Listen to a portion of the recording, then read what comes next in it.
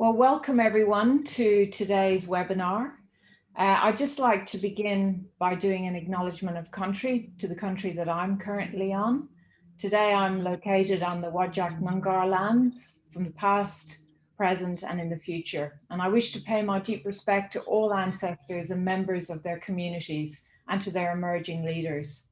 Our passion and commitment to work with all Australian people and from people from across the world, including our First Nations people, are at the core of the work we do, both here at NESHI and also across Curtin, and reflective of Curtin's values and commitment to our role as leaders in the reconciliation space in Australia. Thank you so much for joining us today. My name is Sarah O'Shea. I'm the Director of the National Centre for Student Equity in Higher Education, or NESHI for short, as we like to call it. NESHI is housed at Curtin University and funded by the Commonwealth Government with a dedicated mission to improve the higher education outcomes, that is access, participation, retention, success and completion rates for marginalised and disadvantaged people through a variety of strategies, including research, practice and policy. We are really excited today to have Brett Stevenson, Michael Luckman and Benny Kakitaki from the Centre for Higher Education, Equity and Diversity Research at La Trobe University, who will present on the phenomenon of ghost students. Those are students who remain enrolled in undergraduate units but show no evidence of participation. Having taught myself online for well over a decade, this is a situation I've come across, and I found myself futilely trying to contact students with little or no success. As educators and equity practitioners, we know the profound effect that accrual of debt can have on these students who don't attend. So considering this research is a really important focus moving forward. However, before we begin, I just have a few housekeeping details. This webinar is being live captioned by Bradley Reporting and will be recorded. The recording will be available on the NESHI website in the coming days. To activate closed captions, click on the CC button in the toolbar that is located either at the top or the bottom of your screen. You'll see that we've highlighted this in the slide that you can all see. We also have captions available via browser. Nina will add that to the chat pod now. If you're having any technological difficulties, please email us at neshi@curtin.edu.au. So today the presentation will run for about 35 minutes, and then at the end we'll have 10 or so minutes for questions. So before we begin, I'd really like to encourage everyone, because we have such a diverse group here that have registered for the session, could you all go into the chat pod and introduce yourself? It's so nice to know who's out there in sort of the ether, and perhaps include the country that you're currently located on as well. Just remember to choose all panelists and attendees when you post. But if you have a question for the panel, could you please put it in the Q&A box? Again, we've highlighted that on the slide. You can also vote on questions posed by others. We've also received some questions from participants already, so if we have time, I'll ask these as well. Okay, well, I'm going to stop sharing my screen and I'm going to pass it over to Brett and Benny now, where they'll do their presentation. Over to you two. Thank you, Sarah. Has that worked? Are you seeing my screen now? We're sharing, okay, great. All right. Well, I too would like to begin by acknowledging and paying my respects to the Wurundjeri people, the traditional custodians of the land on which I and I think most of my team are situated today. And I'd like to pay my respects to their elders past, present, and emerging, and acknowledge all Aboriginal and Torres Strait Islanders here today. Thank you very much to the National Centre for organizing this and all the work you've done to help us get this to where it is today. I might just start by making sure my PowerPoint works. Oh, here we go. And just reminding everyone that we've done our best to condense a fairly extensive report into a short presentation. And in doing so, we've had to do quite a bit of triage and hopefully made it of interest to as wide a group as we can. But please do have a look at the full reports if you are interested in doing so. And I might just start with bit of an indulgence, a personal anecdote here, and I think this will ring true to a lot of you listening today. I came across this issue in my first teaching forays here in Australia.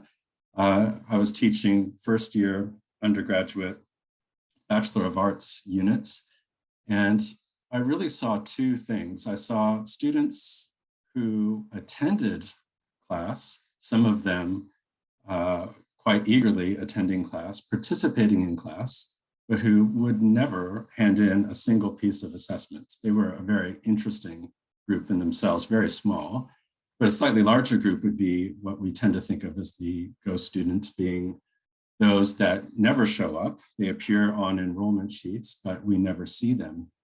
And it was never really clear, especially in those early years, quite how widespread and common this behavior was. And then around 2014, I was, perhaps for my sins, appointed to look after this new subject improvement program that was university-wide. And at the time, we had something like 5 faculties. And the idea was to get each faculty to identify 8 subjects with really the highest fail rates amongst their first year subjects or units. And the idea was to get teams together to kind of analyze what was going on with these fail rates and try to remediate them by working with the unit subject coordinators. And so we had all kinds of subjects in this program and many different personalities and many different kind of statistical mixes of what was going on with these students. And so, for instance, I would show up and I would be talking to a unit coordinator and I would say, the university is reporting a 30% fail rate for this subject. And they would say, but hang on, I never see half of those students. They are the ghosts in the machine and we don't count the ghosts. And so we started to look into this. And in some cases, we would try and identify the ghost students. And in some cases, it would drop the fail rate by half, so 30% down to 15%. And then it was really the beginning of a bit of a soul-searching exercise in terms of what do we do about this? Who should be in the program? And more than that, should subject coordinators, unit coordinators be held accountable for ghost student failures? Is this an institutional problem? Is it saying something about university quality, course quality, unit quality? Does it say something about our admissions practices or perhaps prerequisites? And many of these things, of course, are outside the control of an individual unit subject coordinator. Others would want to take the other deficit and ask questions about the students and what's going on with them and why are they knowingly taking on this accumulation of useless debt. But going through this subject support program, we found that this was a much more common phenomenon in higher education than I think a lot of us have realized. So a quick note on nomenclature. We've been arguing about this for about 3 years now, as Benny and Michael can attest. What do we call this peculiar behavior? We don't have a standard to follow. And ghost students is, of course, probably the most commonly used amongst, kind of colloquially, amongst academics. It's great for marketing. It's great for puns. It's great for all kinds of things. But there are problems, of course, with consistently referring to ghost students. And I'd like to talk about a few of those. So we've gone through a number of candidate phrases to talk about what's going on here. We know the ghosts, the zombies, the phantoms, the no-show failures. And of course, there's probably little chance that the DESE is ever going to adopt one of these. It is informal. It could be seen as negative in tone. Passive withdrawal is another one that's been suggested. We have basically rejected this one. It sounds a bit too much. Well, it tunes the mind to withdrawal rather than failure. It has other problems with it as well. Another attractive one is inactive students, but this one seems to be quite dominated already by the e-learning literature, where they talk of inactive students in online discussion forums and such. And it can also be, here in Australia, confused with AWOL or deferred students. So we have landed on NPEs, or non-participating enrollments. And this, we think, has a number of advantages. So it suggests an individual subject enrollment rather than a total or course or student enrollment. And the reasons we think this is important is because we found that some NPE behaviors are singular, they're even strategic. So we see that a student may have 4 subjects or units enrolled, and they may sacrifice one, it seems, strategically to focus on the other 3. And so that's very much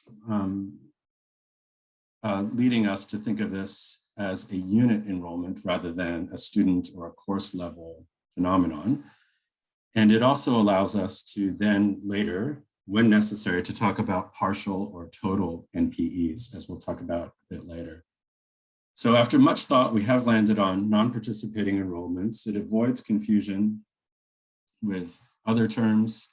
It's more dignified than ghosts, perhaps, and it makes a very tidy 3-letter initialism. And if there's one thing I've learned about Australians, they love an initialism or an acronym.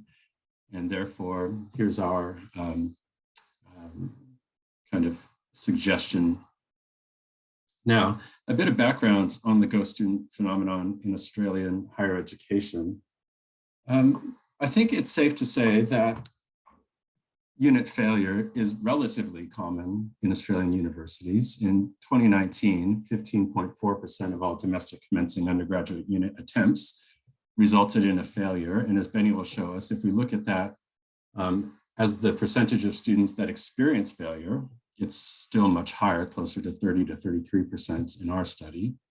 So it's fairly common, yet we have comparatively little research that's directly focused on unit level failure. We've focused much more on success indicators like engagement, transition, retention, course completion, and the student experience.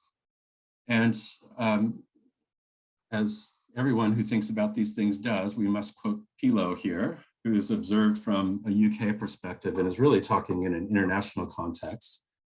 And she says that while failing and failure is a part of everyday experience in universities, it hardly seems to matter in the education literature. There have been few attempts to understand failing as an ever-present phenomenon within higher education. And our take on this, and I'll just indulge a bit and quote ourselves here, we do think that this is unfortunate, and we do spend some time within the full report discussing why this is. But the neglect of unit level failure in the research is, we think, obscuring, perhaps exacerbating harms to students for whom we have a duty of care towards. And so we just want to make the argument that we think it's important that we really delve into this. So the elephant in the room here is certainly the Job Ready Graduate Bill that came out while we were doing this research and probably elevated the importance of what we were looking at here. And very briefly, it introduces a broad set of rules and radically changes the consequences of unit level failure for CSP students and of course the universities they attend. This will take effect for commencing students in 2022. And importantly, it links the unit level outcomes to failure. And there are 2 bits of the JRG that are particularly relevant to NPE discussions, and that is the 50% pass rule and the genuine student test. Now, I'm looking at the time and I might just skip through this next bit, but I just want to flag that we're aware of that. And the 50% pass rule is important, of course, and it's a bit more clear what the implications for NPE will be there. The genuine student test is a little less clear for us anyway. So I'm going to skip this bit here and move on to how we define non-participating enrollments. So if this is a typical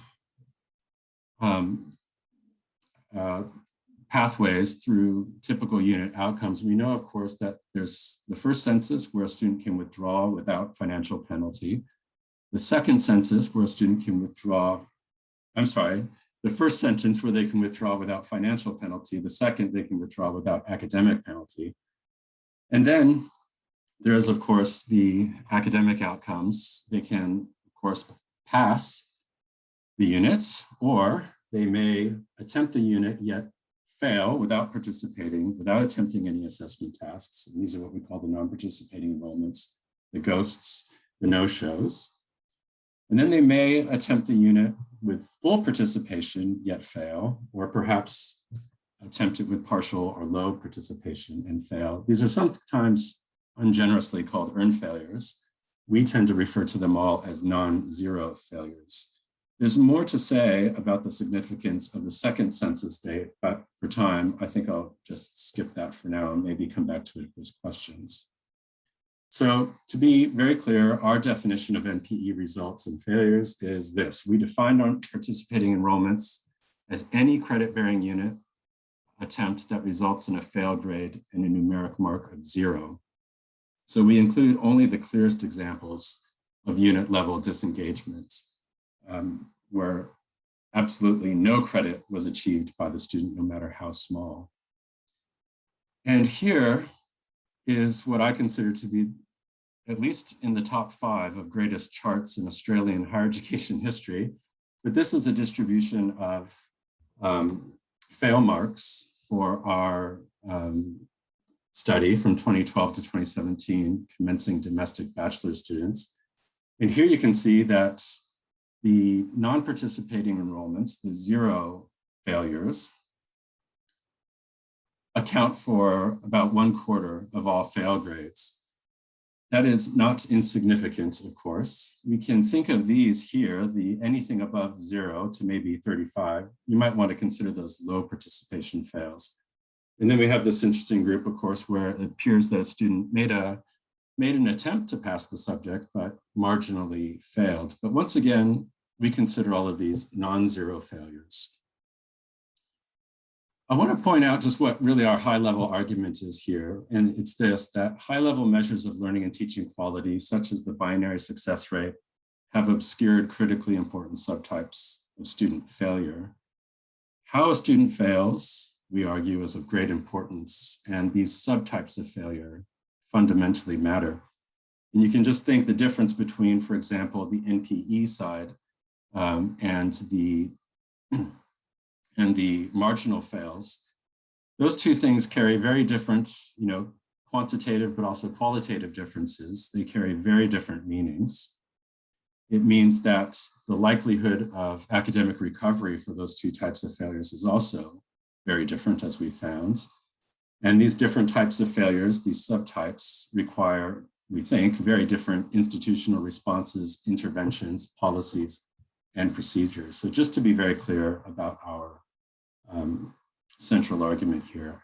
And now I'm going to hand over to Benny to walk through some of the quantitative results we found.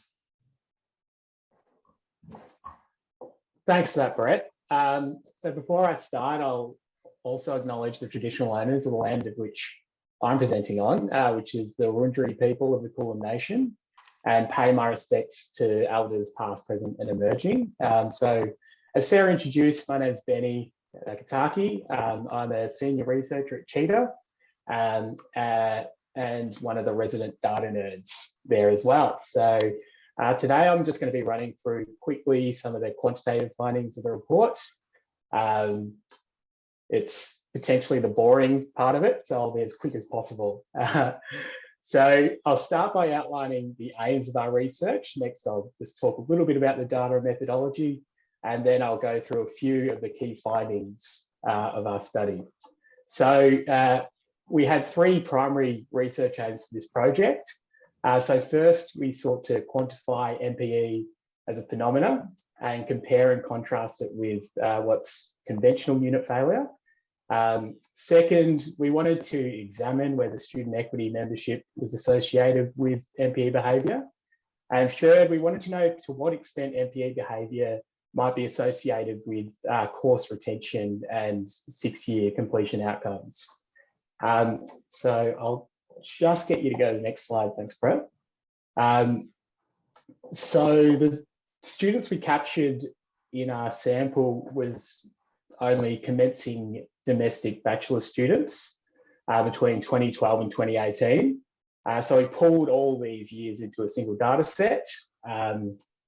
So all up, this was a tick over 38,000 students and a bit over 254,000 completed units all up. So we didn't include international students, we didn't include continuing students, we didn't include sub-bachelor students, postgraduates or students under 18.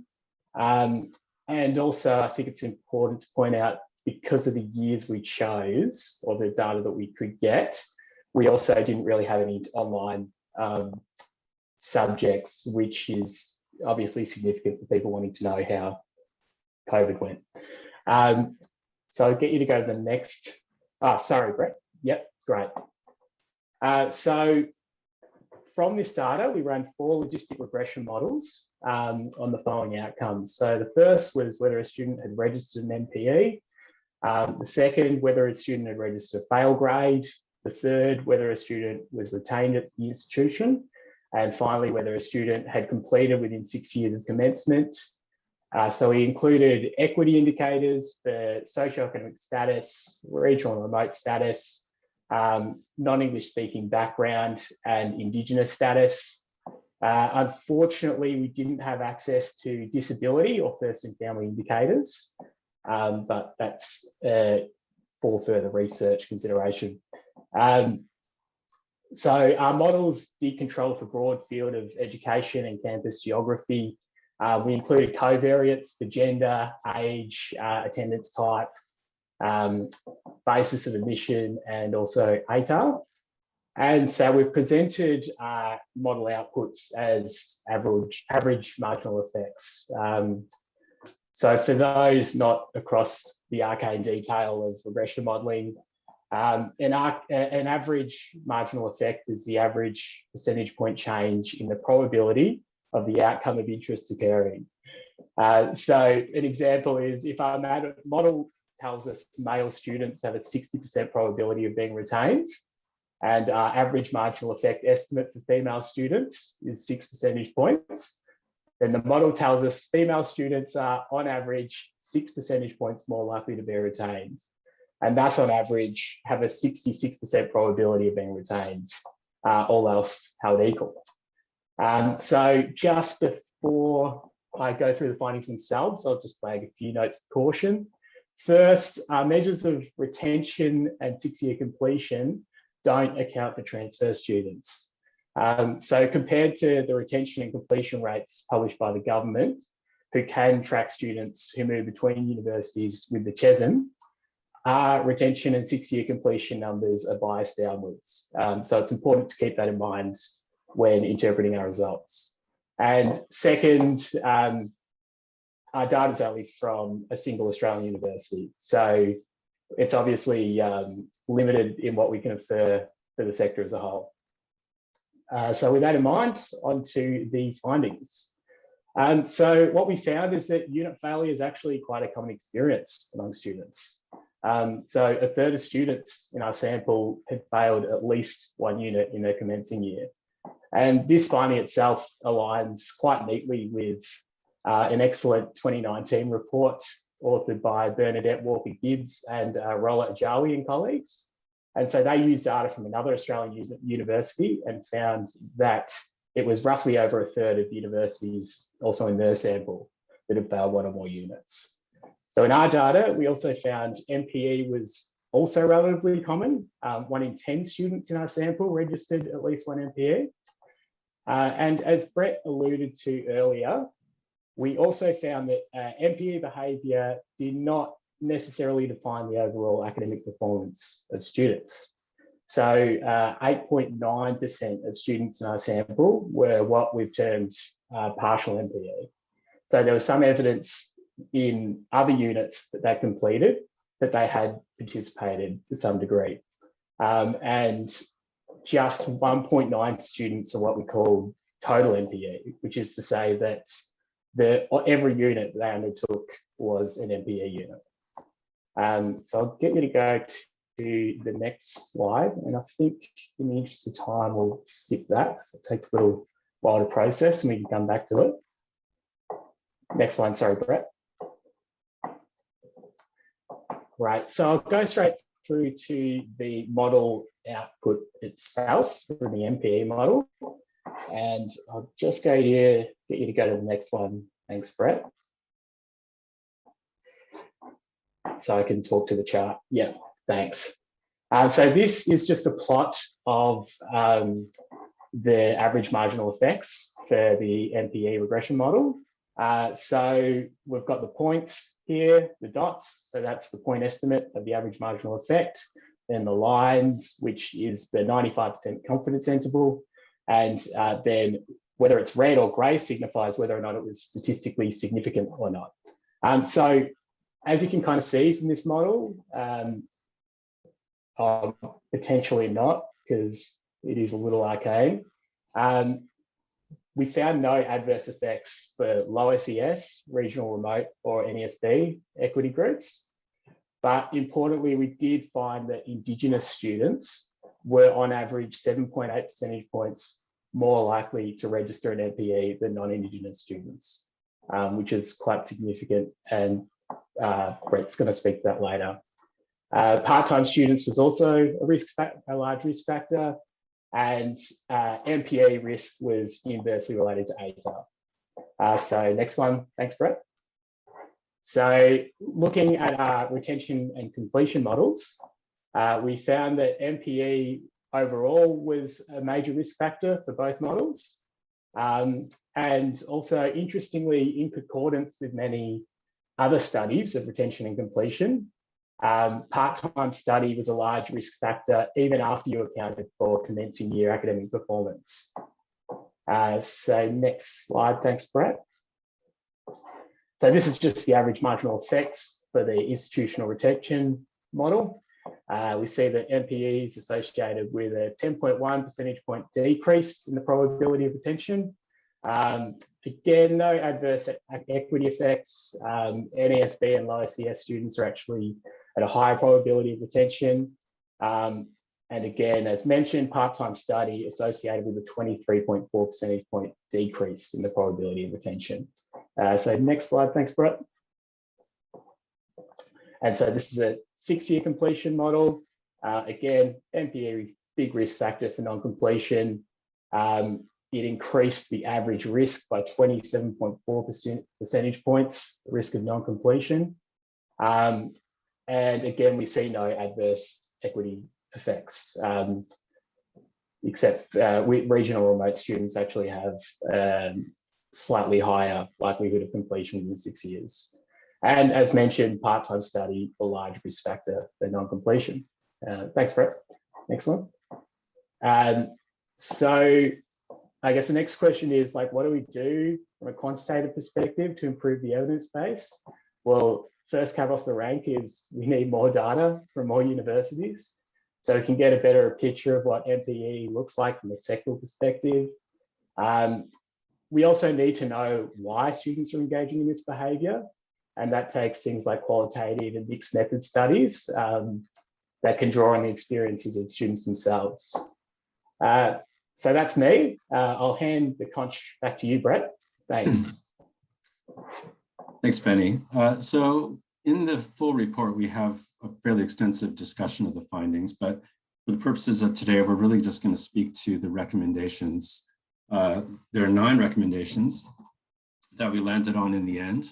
The first of them, excuse me, is that we recommend Australian university planning and performance units should carefully track, report, and utilize non-participating enrollment statistics. And here, we're simply saying that, yes, we should count the ghosts. And we think that fundamentally that NPE numbers and trends should be investigated and tracked and understood at all levels of an institution, subject coordinators, program coordinators, all the way up. And data dashboards, of course, can play a big role in this. Most universities have those these days. And that this is part of really socializing this NPE phenomenon throughout the university so that all eyes and minds are attuned to it. Australian universities should work to particularly understand and address NPE amongst Indigenous students. And we believe that additional advising and support could help lead to significant improvements in Indigenous student retention and completion outcomes.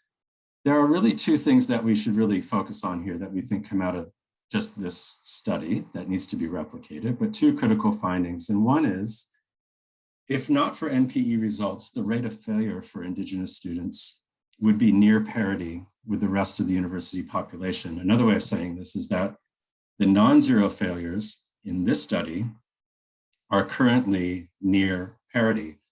And so if we can effectively address NPE with effective interventions, we think, dramatically improve success, retention, and completion outcomes for this cohort. And second, that's the hopeful bit.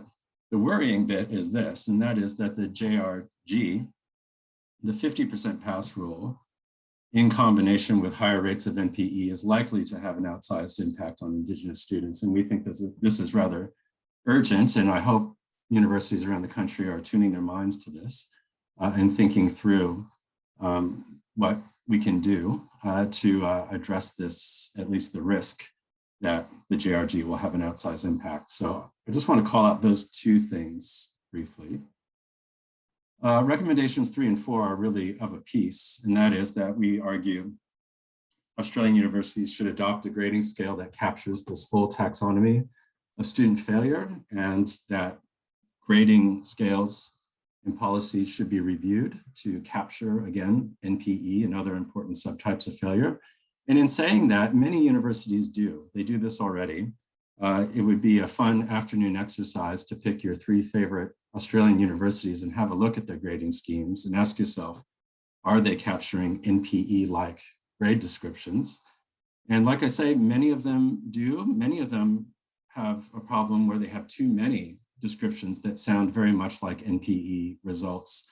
And we've seen that it looks like there's inconsistency of use, and therefore the actual, what we think of as NPE is getting lost in the mix. And you can just think of these descriptions as, for instance, no show, did not submit, did not sit for exams and such. So you can imagine a marker trying to select which one of these categories is NPE related, and it can be quite difficult. And that's one of the reasons why we opted for a numeric mark of 0 as our definition for NPE, which works for about 98% of Australian universities, but there's a few where it's still tricky, and we've described that in the report as well. Number 5, Australian universities should create policies dedicated to NPE failures and make the tracking and remediation of NPE failures a central feature of their student success, retention, and student equity strategies. I think all universities have these strategies and policies, and I think we're at a point now where if these policies and strategies lack a strategy specifically dedicated to NPE, then that probably needs attention. We've seen the scale of which this particular type of failure achieves, and it's certainly worth embedding in policy and procedure. And again, that's part of helping to socialize this problem around your institutions. Number 6, Australian universities should adopt academic progression and monitoring, APM, policies and practices that recognize the differences in relative severity and impact of different types of student failure, but particularly, of course, NPE failures. So effective NPE interventions, of course, will be preventative. We want to try and catch those students before, especially that first census date, but they will also, of course, be responsive after the fact, and APM processes exist in every Australian university, and that would be a natural place for institutions to, again, think hard about how we respond to NPE failures, NPE results within APM processes. And again, we think that timely academic advising is key. And I would just point out again that some universities in Australia already do this, but we think that there's a difference in response needed for NPE failures. Very early intervention is extremely important, and the job-ready graduates rules are going to make that all the more important. 7, the Australian Department of Education, Skills and Employment should adopt an NPE definition and make the reporting of NPE results a regular feature of HUME's data collection. This may sound a bit grandiose, but again, we think and we argue that the collection of only very high-level binary pass-fail success rates or unit outcomes has served to help obscure this problem. It's helped to obscure these subtypes. You can see the utility in having these high-level reporting requirements because the grading scales across Australian universities are so diverse that keeping it quite high level allows for that diversity to carry on. But we do think that something important is being missed by not including some of these important subtypes, which we think NPE is the most important. Researchers of higher education should account for and include NPE failures in relevant research studies. I think the ship has sailed on this one, and if we're not counting ghosts in our success and retention research and not reporting on them, then we are missing something important. And just a very quick example would be, say, for instance, we have a curriculum-based retention intervention, and we see that it may improve outcomes for students who are heavily engaged in that intervention. But if we're not looking, it may also increase NPE results as well. And so if we don't report those outcomes for the ghost students, just as we do for those who are fully engaged in the intervention, then we have very skewed results. And so this is just a plea for the research community to please start making it quite clear what role ghost students and PEs may be playing in your research outcomes. And that's not to say that it hasn't been done by some careful researchers, of course it has. And finally, researchers of higher education should seek to further extend the findings of this report by conducting qualitative research. Now, we've done, I think, a pretty good job of describing the scale and making an argument for the importance of tracking and understanding NPE, but we really have little to say about the why of this peculiar behavior. In the conclusion discussion of the full report, we do make an attempt to discuss what we see in the data and challenge some of the notions out there in terms of what might be motivating this behavior. So we think, for instance, that it's very revealing that this behavior is not always total. It's not always total NPEs. It's often partial. It seems to be selective and sometimes strategic. But we've done very little or come no closer to answering the why of this behavior. And so we really need some qualitative research that is survey-based, perhaps, to better drill down on exactly what is motivating this behavior. And again, we don't think that blame the student or simply blame the institution approaches are going to make much of a difference here, that the truth is somewhere in the middle. And the truth in terms of what motivates the behavior is probably quite diverse. And I think we have seen that in our research. So I think I'll leave it there for now. And I think Sarah, is Sarah there? Was I on time, Sarah? You are bang on. I cannot fault you. Thank you, Brett. Thank you, Benny.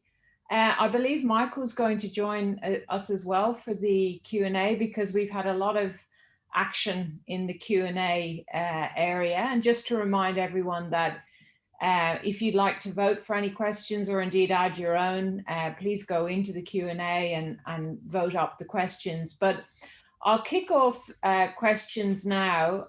Cameron posted a question which has been very much liked. A lot of thumbs up for Cameron's question.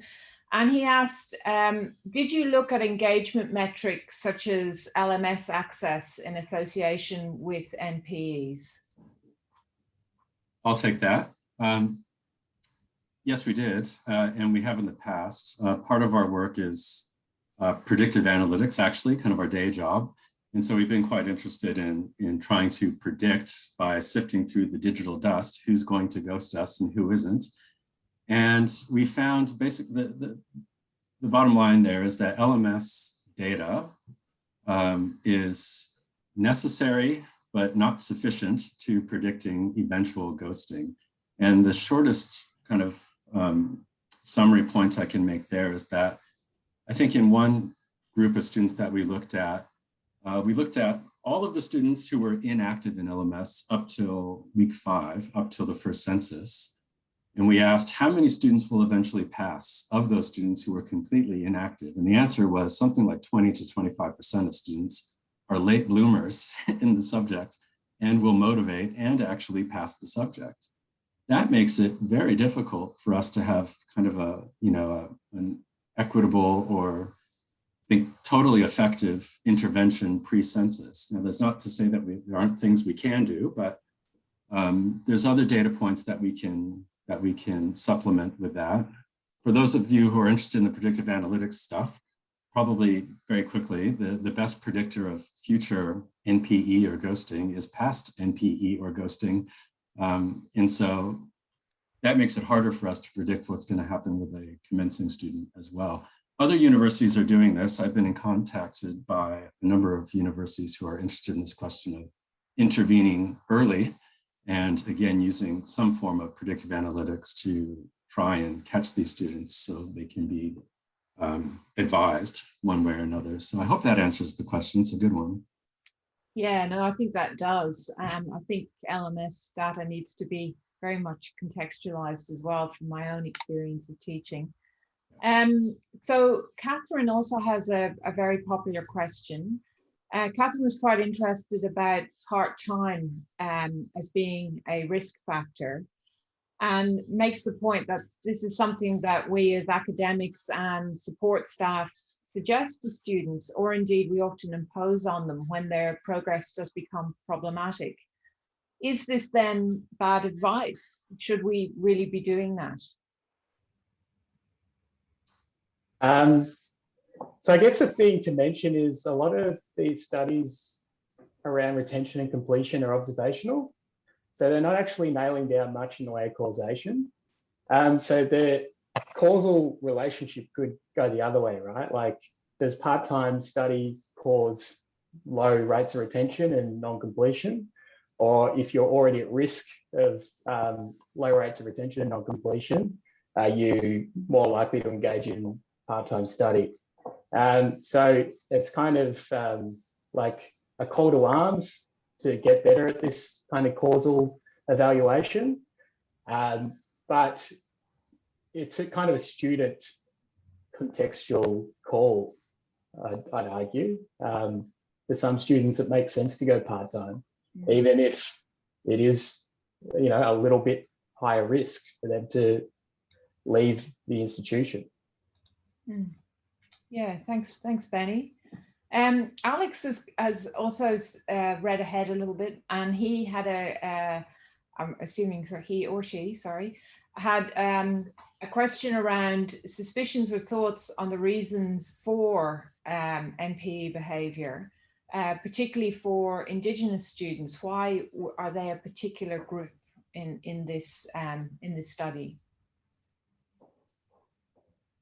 Yeah, I think the short answer is we simply don't know, and certainly this study gets us no closer to understanding that, and so I think we simply wouldn't hazard a guess, but it really is, I think, as Benny says, a call to arms to get some deeper research going and to better understand exactly what is happening so that we can shape effective interventions and such, because it does seem to be clear that if we can really effectively address NPE behaviors in particular, that might be, extremely beneficial in terms of those outcomes. So I think the best we can say is we don't know.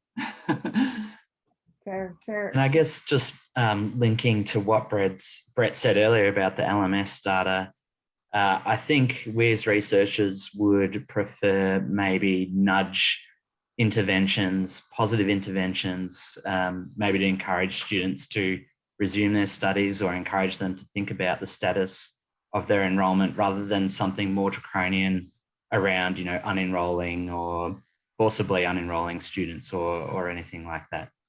Yeah, thank you, Michael. I think that's again important to stress that we've seen the damage that can be done if we run headlong and do this poorly in terms of trying to remediate these problems. leave it there. Okay, thank you, Brett.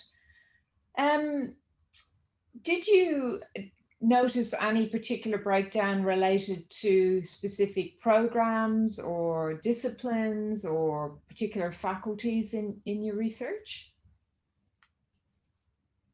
So we kind of purposely avoided that for this particular study.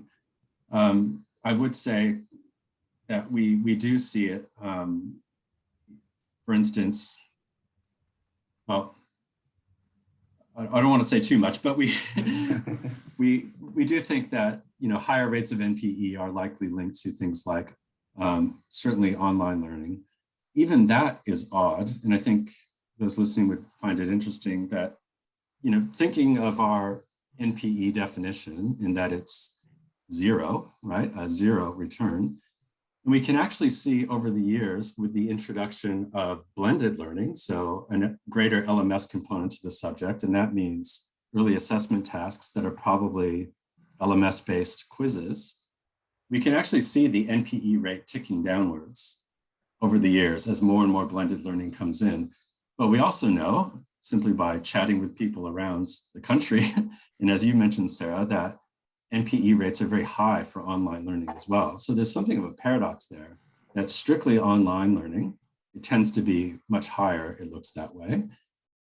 But with the introduction of online learning elements in blended learning environments, the NPE rate is going down. Now, we shouldn't necessarily celebrate that because shifting a student from a 0 to a 5% mark isn't something to necessarily celebrate, but there is something interesting going on with online learning, full online learning, and blended elements of online learning. Yeah, that I'm confident to speak to. Yeah, thank you, Brett. Catherine asks, were you able to distinguish in the study between students who received 0 as a penalty for serious misconduct, such as cheating? No. Yeah. No, we weren't. Yeah, that wasn't. We basically got the data that was handed to us more or less. So it was very good data, but yeah, there's a limit to how much detail we could kind of squeeze out of that stone. Yeah, actually, and on that note, Taylor is wondering where did you get this information from? What database did it come from? So it was from the university in question, part of a user agreement. No award for which university that might be, given where we work. But yeah, it's not publicly available, let's put it that way. But it's the student information system. Okay, from a particular university that we won't mention. Jack has asked, and I'm really interested in this as well, just purely from my own background and talking to students who were technically NPE, but do you think partial NPE is financially motivated? For example, needing a certain study load to receive a payment from government. Did you consider that at all? Yeah, I'd say we've considered it, and it's been suggested to us, and we've looked through the literature, and we, in the full report, we cite 2 earlier studies that were done on NPE-like behaviors amongst pathway programs. And in at least one of those papers, they at least float the idea that that has something to do with the behaviors, that there's financial motivations. You hear it whispered at conferences and such. Again, and sorry to carry on, but we don't know.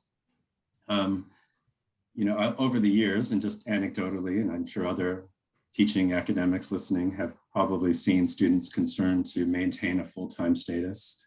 And therefore, once they get deep into the semester, that may be why we see some of this kind of sacrificing of a subject, where they prefer to, for whatever reason, remain full-time.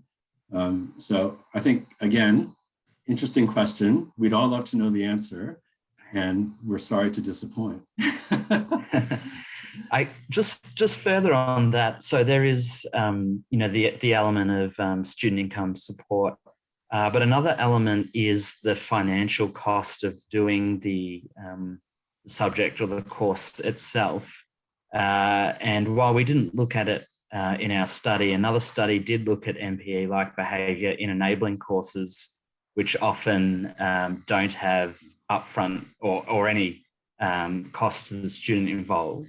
And they found that NPE was twice as likely in their study in enabling programs than it was in our bachelor program. So it does seem likely that, that the student fees, even through the HEX scheme, are a factor in NPE behaviour.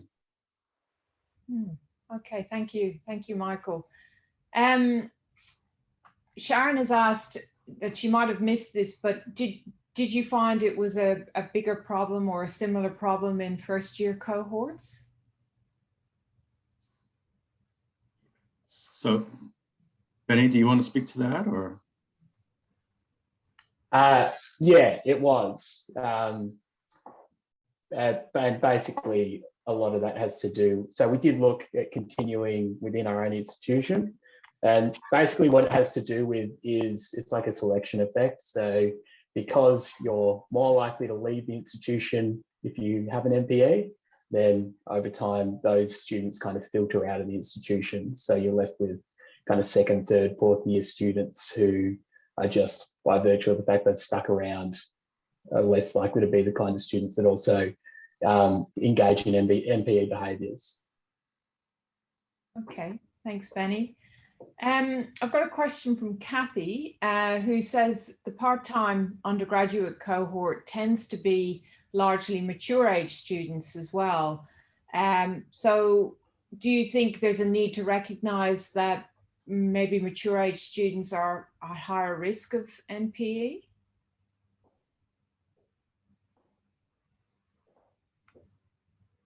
Benny, Michael? was age one of the covariates in your regression modelling? Yeah, it was. Off the top of my head, I can't really speak to it though, unfortunately, which probably means it was less significant than, it wasn't something of particular significance. Yeah.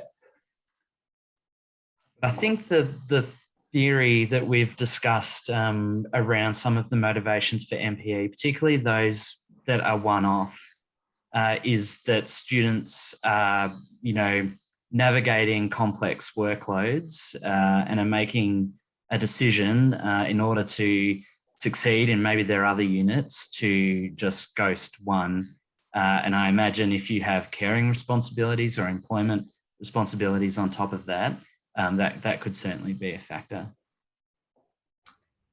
Okay, thanks, Michael. We're getting closer to the end, and I'm still conscious there's a number of questions on the Q&A. So I do know that you have all kindly agreed to sort of do some responses just in a written form if we don't get to them all today. But I thought we might end with Alex's question, because it's very popular and it's also quite pertinent to a lot of people who are probably listening. So do you have any thoughts yourselves or sort of recommendations about how universities could better support these NPE students? Yes. Oh, good. I would say we have thoughts on it. I think the kind of policy regulatory changes that have come into effect quite recently are about to come into effect. And here I'm thinking of TEXI, and if I'm saying the acronym right, along with the JRG, have really changed things. And I think a lot of universities are still struggling to understand exactly how things are going to be changing in that respect. But clearly, we at least are attuned to those particular points that we can be of help. And so again, pointing our efforts towards that pre-first census kind of deadline in terms of advising students in terms of whether they want to keep their full enrollment or not. And again, counseling students through APM processes or whatever it might be, post-event. The really tricky one, I think, or the really interesting one that we could have talked about for some time is what can universities do post-first census and pre-second census, right? And there's a lot that to consider there. And there isn't a whole lot to be gained, but at the very least, students can protect their GPA or their WAM during that period by a late withdrawal. But it still counts as a failure. It still counts towards, it looks like, towards that 50% fail rule in the JRG. But there is some benefit to be had there as well. I'm not sure if I've fully addressed the question there. I think you have. I think you've given, I mean, this is an enormous issue, but I think what your research has so successfully done is spotlighted this as an issue and something that needs further consideration. And look, I think at that point we might stop. And I'd really like to thank you all for joining us today. I found it just a fascinating research, and just to remind everyone as well that we do have a copy of the report available online. So if you want to delve in deeper and learn more about the study, it is available on the NESHE website, and Nina has posted that in the chat pod as well. So just to finish off, I'd like to remind everyone that you can always engage with the National Centre. We do have a regular newsletter that comes out. And also we have a website, and as I mentioned, we've got the report up there. We also have a number of reports coming out from our grant program, and this is one example of the research that was funded through that. And we have Twitter and Facebook as well. And just a very brief plug for our next webinar as well, where we're looking at careers and student equity, and in terms of the best and most appropriate ways to provide careers advice for students from disadvantaged backgrounds. And we have an array of research being presented at that 2-hour webinar, actually slightly less than 2 hours. So thank you again, Brett, Benny, and Michael. And we look forward to hearing more about where your research goes. Thank you. Thank you. Thanks, Sarah.